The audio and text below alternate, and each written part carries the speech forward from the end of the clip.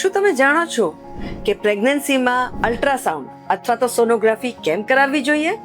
કારણ કે અલ્ટ્રાસાઉન્ડની મદદથી અમે એક તો સૌથી પહેલા એ ચેક કરી શકીએ છીએ કે બાળકના ધબકારા આવ્યા છે કે નહીં, એનો વિકાસ કેમ થાય છે એ જાણી શકીએ છીએ, એમાં કોઈ જાતની ખોડખાપણ છે કે નહીં એ જાણી શકીએ છીએ, કોઈ જાતની રંગસૂત્રની ખામી છે કે નહીં એ પણ જાણી શકીએ છીએ. એ ઉપરાંત બાળકની આસપાસનું પાણી બરાબર છે કે નહીં, મેલી બરાબર છે કે નહીં, ગર્ભાશયનું મુખ બરાબર છે કે નહીં, આ ઉપરાંત ઘણી બધી માહિતી અલ્ટ્રાસાઉન્ડથી મળે છે.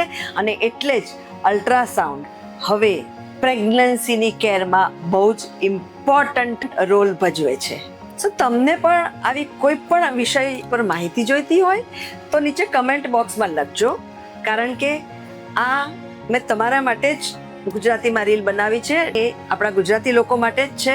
સો તમારા બધા જ ડાઉટ હું ક્લિયર કરી અને મારી સબસિક્વન્ટ રીલ્સમાં મૂકવાનો પ્રયત્ન કરીશ.